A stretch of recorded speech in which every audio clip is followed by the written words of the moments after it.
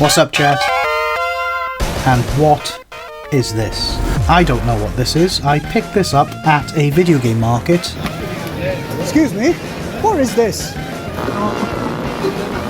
You don't know. I don't know either.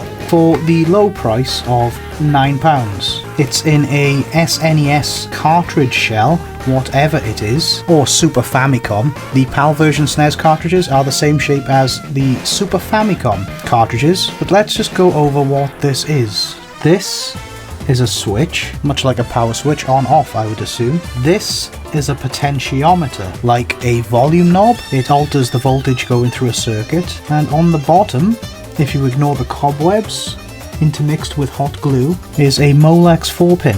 It's in a Sword World game cartridge. There is some colour differences between the front and the back. Whether or not that's pertinent to this, I don't know. But I would very much like to play a game. I have sent photos of this to many friends familiar with the Super Famicom and Nintendo, both in speedrunning and collectors. They've never seen a device like this used for anything. I've sent photos to tech enthusiasts and computer people. We have theories, but I would very much like you, the viewer, to pause the video and go into the comments below and tell me what you believe it could be.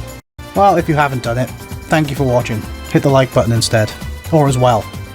So I haven't touched the switch or the potentiometer since buying it, and I haven't plugged it in. With technology like this, you don't really want to plug it in straight away, just in case you don't know what it is. My personal theory for this: in my first portable talkbox prototype, I used a switch and a potentiometer to make a single tone for a speaker that went in your mouth. I don't believe that's what this is. Other theories include a radio and a fan controller, but Sword World.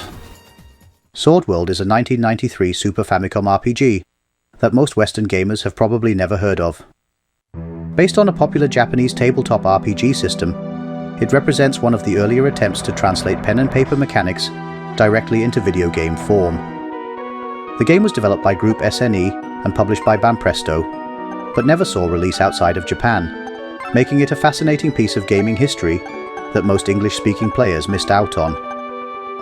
The game takes place in the fantasy world of Forcelia and incorporates unique elements from its tabletop source material, such as a social class system called Ranks and a 2d6-based combat system that differs significantly from the typical Dragon Quest-style RPG mechanics of the era.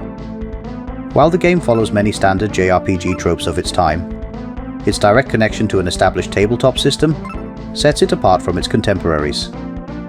The game remains relatively obscure even in Japan, though the Sword World tabletop system it's based on continues to be played today. Let's find out what I bought. Is there an easy way to... No, it does just come loose straight away. I haven't looked inside this yet either. Let's take the retaining nuts off the switch and the potential... Oh, it's very loose. And the potentiometer. This washer appears to not want to come off. If it is indeed a washer and not a retaining clip. No, it's a washer. Ah, it has to be spun.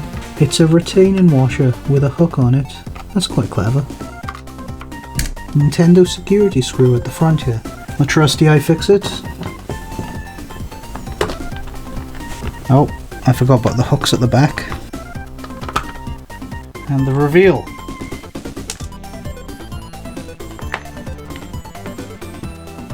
We have a telltale signal on this chip, fuzzdog.co.uk. I wonder what fuzzdog is. There's various other things on here. They liked hot glue a lot. I think that's a massive capacitor. Interesting, they spend more money on potentiometers than I ever do. So what I'm finding out about this capacitor, this big silver one here, it's a capacitor of military origin that were used for military equipment of the former Soviet Union.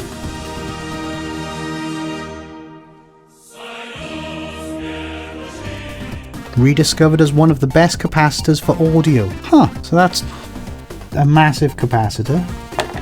I don't know what the fuzzdog is. And that's a capacitor, and they're capacitors. Is there anything under this tape other than anything? No. I was thinking maybe an LED, but no, just more hot glue. That doesn't actually look attached. I might have to do a big Clive and draw this out.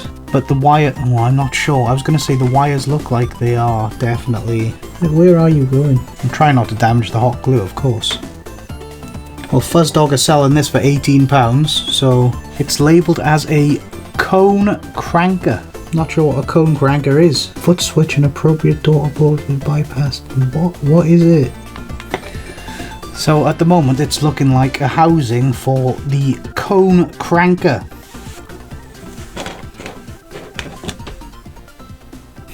Yes, I'm going to draw this out.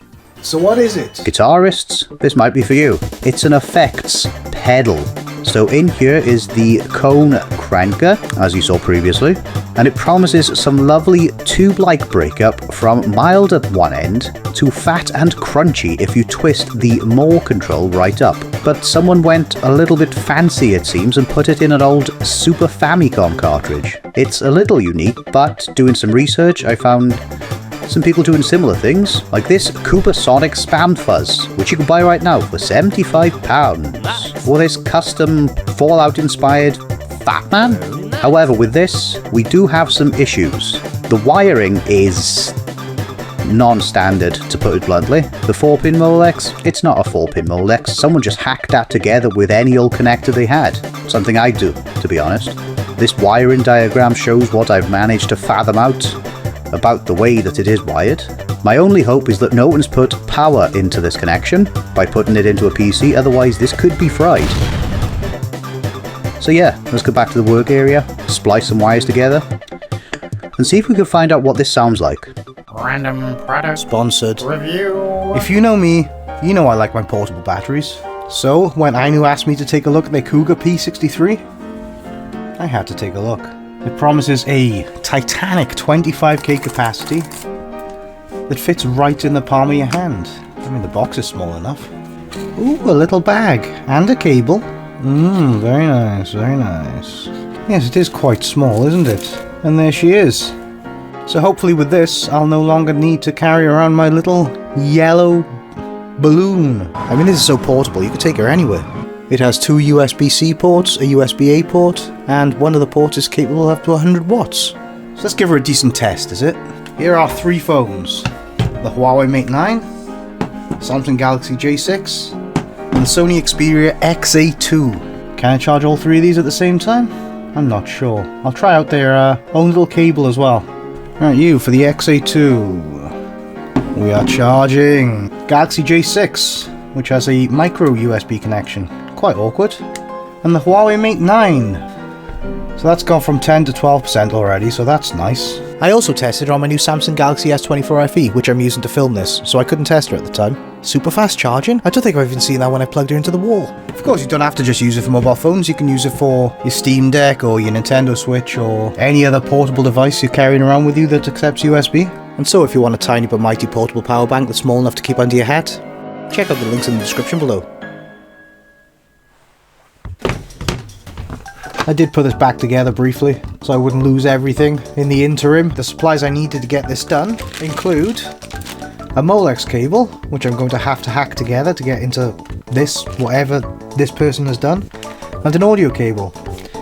It shouldn't be too difficult as long as I made sure my wiring was correct, which I hope so. Right, this is a female, so I'm going to need a male, which is this one. I'm going to need to strip as much as possible out of it. This is literally the cheapest Molex cable I could find on Amazon. It was something like £2 something. As long as we can hear what the Fuzzdog cone cranker sounds like, I don't think that's too much of an issue. I'm probably just going to keep that like that. I could take the time and remove the pins and put them back in. I don't think I'm going to bother though. Make sure our orientation is correct. Yellow, black, black, red, yellow, black, black, red. Make sure we can get the male into the female. We can, although it's kind of difficult with the amount of hot glue. Can you see how much hot glue they put in there? It's quite a bit. It's a bit tumultuous. There's an audio cable. Twist ties. I never know which way they're twisted. I don't know if it's a universal twist. Let me know in the comments below. So this is 9 volt. Oh, I could use my new little thing, couldn't I? Let's print some blank labels. I would do some nice labeling, but I'm using the phone to record this. This is out. 9 volt. Man, the Sharpie's not sticking to stickers. This is new. Never known Sharpies not to stick to anything. Ground. Lovely. So that's going to be in. Yes, that's going to be in because I want that to go from a phone. Give her a decent amount of length.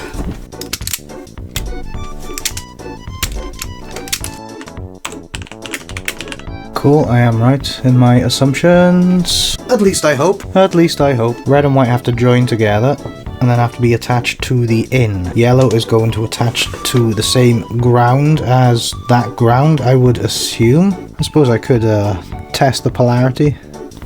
Ground should be yellow. Ground is yellow. Ground is yellow. So that's good. So these two being left and right, I'm just going to twist them. Nothing too fancy. I don't really want to stick it together with a solder seal tube. So I'm going to keep this ground attached to this ground. And then ground will still be ground. So you don't have to ground the ground. You keep it independent of whatever that's going on there anyway. That's the main gist of what I'm talking about there. And then in, as it's mono, it doesn't matter if you twist left and right together. If you only use the one, it'd come out the one speaker, but if you twist them both together, it'll come out them both. Previous history has taught me.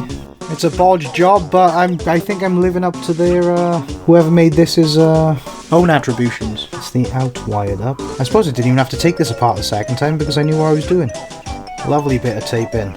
Lovely bit of everyone's favourite, eh? Everyone loves it. Let's, bring out my new toy, which I'm yet to use. This is a desktop power supply. Never owned one before. Bought this thanks to my coffee supporters. If you like this content and whatever I'm doing here, I don't even know what I'm doing here. Support me on coffee. Do that. Turn it on. We know we need 9 volts. Let's put the back on for the moment. So I don't go touching any electronics while it's wired in. How we know it's on, I do not know. There's no LED or anything. Ashes to ashes, dust to dust, 9 volt to 9 volt. We have power. So how are we going to test this? Seems like we don't play guitar. Wow, the Gorky oscillator. Acoustic. Guitar. Please. So that's the before. Chuck that in there. Chuck this into my speakers.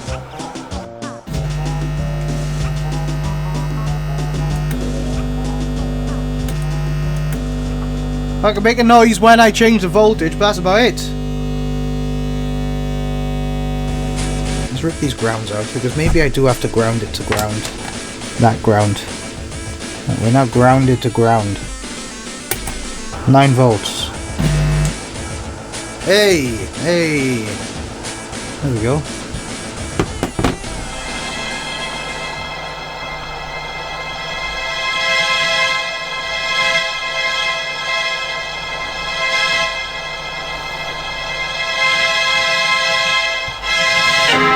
How about we just press guitar?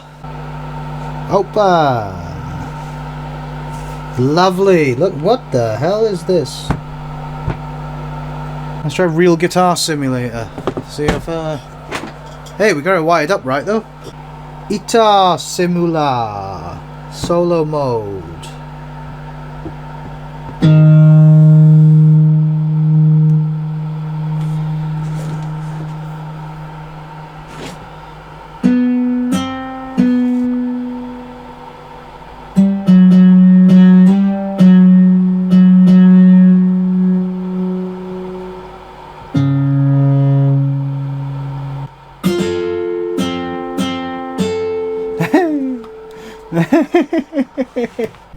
I'll get my mic close to the my speakers.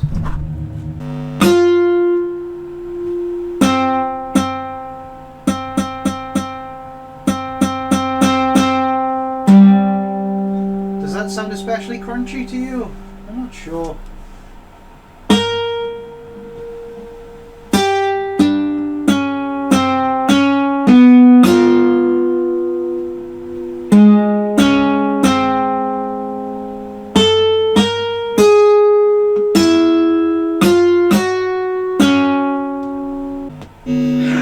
Let's just test what it does to my voice. I'll put a voice on and do it like this. Let's just see what it does to my voice, if it makes it nice or hiss. I mean, I don't really know what to say about this. I mean, I'm not a guitarist. I do fiddle with music, and while I do admire the absolute insane hackiness of it, and I do think I made a profit with the components inside, I'm not sure I have any use for this. If anyone wants this, join the Discord and let me know. I'll even include the dodgy Molex. Use at your own risk, etc. But yeah, that's the mystery SNES cart. Bit underwhelming, really, wasn't it? Like and subscribe. But wait, there's more.